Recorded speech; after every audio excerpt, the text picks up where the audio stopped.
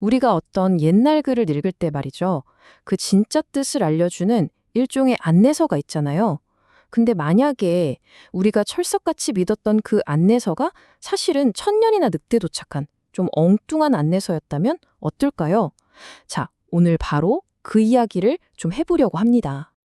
이 질문 딱 들으면 싶으시죠? 좀 도발적이잖아요.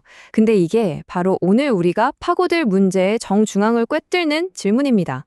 우리가 너무나 당연하게 생각해 왔던 것들, 거기에 아주 살짝 금을 한번 내보자는 거죠. 생각해보면 되게 상식적이잖아요.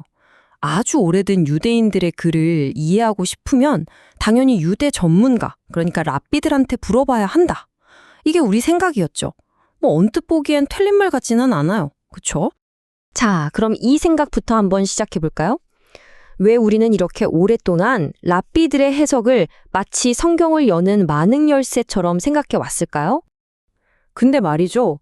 바로 여기서부터 문제가 슬슬 생기기 시작합니다. 이 논리가 겉보기엔 참 완벽한데 우리가 뭔가 아주 중요한 걸 놓치고 있는 건 아닐까요? 바로 시간이라는 변수요. 랍비들이 정말로 성경이 쓰여진 바로 그 시대의 전문가가 맞을까요? 좋습니다. 그럼 지금부터 이 단단한 믿음에 한번 제대로 흠집을 내보겠습니다. 첫 번째 망치는 바로 시간입니다. 이건 뭐 누구도 피해갈 수 없는 문제죠. 자, 이 연대표를 한번 보세요. 문제가 그냥 한눈에 딱 들어오죠. 성경이 쓰여진 시대가 있고 우리가 참고하는 그 유명한 랍비들의 글이 나온 시대가 있는데 그 사이에 엄청난 시간의 틈이 있어요. 그냥 몇십 년이 아니라 수백 년, 심하면 천 년이 넘는 까마득한 강이 오르고 있는 거예요. 이게 얼마나 좀 황당한 상황인지 마이클 하이저 박사가 기가 막힌 비유를 했어요. 예를 들어 미국 독립선언서가 있잖아요. 근데 그걸 쓰고 나서 1000년이 지난 다음에 어떤 사람이 나타나서 자, 내가 이 독립선언서의 진짜 의미를 알려주지. 이건 사실 외계인이 쓴 거야. 라고 말하는 거랑 똑같다는 거예요. 와, 상상이 되세요? 이게 원작자의 의도를 제대로 짚어낼 수 있겠냐고요. 거의 불가능하죠.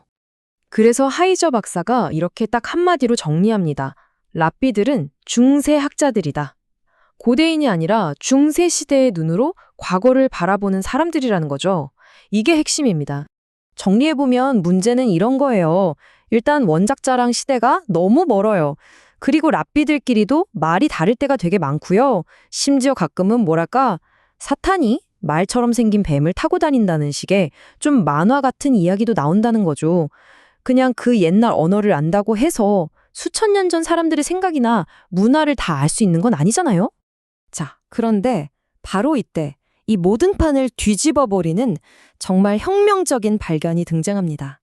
마치 타임머신처럼 과거로 통하는 문이 활짝 열린 거죠. 생각해보세요. 1940년대까지만 해도 학자들한텐 선택의 여지가 별로 없었어요. 제일 오래된 자료라고 해봤자 중세 랍비들의 글이었으니까요. 그런데 바로 그때 고고학 역사에 길이 남을 대반전이 일어납니다.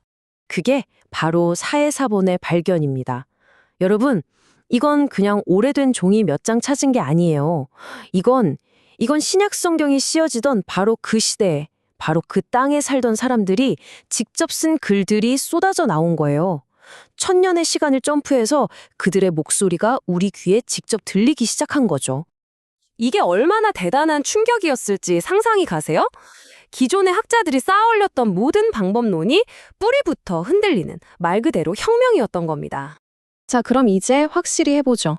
왜 중세 랍비들의 글이 아니라 바로 이 동시대 문서들이 성경의 진짜 맥락을 이해하는 데 비교도 안 될 만큼 더 좋은 자료가 되는 걸까요? 그 이유를 한번 따져보겠습니다. 여기 비교를 보면 그냥 답이 나오죠. 한쪽은 뭐예요? 1000년이라는 시간의 벽 너머에서 아마 이랬을 거야 라고 추측하는 중세시대의 관점. 다른 한쪽은 그 시대 사람들이 우린 이렇게 생각했어 라고 직접 남긴 생생한 목소리. 어느 쪽이 원본에 더 가까울지는 말할 필요도 없겠죠? 이 표가 모든 걸 보여줍니다. 보세요. 제2성전기 문헌, 그러니까 사해사본 같은 것들은 시대가 동시대예요. 신약 성경과 바로 연결되죠. 그래서 진짜 맥락을 줍니다. 그런데 랍비 문헌은요? 시대가 중세예요. 너무 멀죠? 그래서 그 해석은 추측에 가까울 수밖에 없는 거예요. 이 둘의 가치는 정말 하늘과 땅 차이입니다. 바로 이거예요. 이 동시대의 글들은 예수님이 살던 그 시대 사람들이 진짜로 무슨 생각을 했는지, 뭘 믿었고 또 뭘 가지고 그렇게 치열하게 싸웠는지를 날 것 그대로 보여줘요. 후대의 해석이 끼어들 틈이 없는 이게 진짜 오리지널 맥락이라는 거죠. 자, 그럼 이제 이 모든 걸 가지고 뭘 해야 할까요? 훨씬 더 정확하게 성경을 읽을 수 있는 새로운 방법을 한번 정리해 보겠습니다. 그럼 랍비들 글은 이제 다 쓰레기통에 버려야 하냐? 그건 절대 아니에요. 그런 말이 아닙니다. 중요한 건 순서예요, 순서. 뭘 먼저 보고 뭘 나중에 봐야 하는지 그 제자리를 찾아주자는 거죠. 하이저 박사의 말이 딱 맞아요. 랍비 문헌이 진짜 가치가 있으려면 그 내용이 더 오래된 그 동시대 자료에서도 똑같이 발견될 때 그때 의미가 있다는 겁니다. 그러니까 기준점은 필터는 언제나 동시대 자료가 되어야 한다는 거죠. 자, 그럼 우리가 앞으로 적용해야 할 새로운 해석 방법은 이겁니다. 3단계로 기억하세요. 1단계, 무조건 성경과 같은 시대에 쓴 글부터 시작한다. 2단계, 그걸로 진짜 오리지널 맥락이 뭔지 딱 기준에 세운다. 그리고 마지막 3단계, 그 기준, 그 필터를 가지고 나중에 나온 랍비들의 글을 보면서 이 말은 맞네. 이건 좀 아닌데? 하고 걸러내는 겁니다. 오늘 이야기의 핵심 결론 딱 한 문장으로 정리해 드릴게요. 모든 해석에서 맥락이 왕이라면 그 왕자에 앉아야 할 진짜 주인공은 바로 동시다의 맥락이라는 겁니다. 다른 건 없어요. 결국 우리가 고대 문헌을 읽는다는 건요. 그냥 글자를 읽는 게 아니에요. 타임머신을 타고 그 시대로 직접 날아가는 것과 같아요. 1000년 뒤에 살던 해설가의 세계가 아니라 그 글이 태어난 바로 그 세상의 공기를 마시면서 읽어야 진짜를 볼 수 있는 거죠.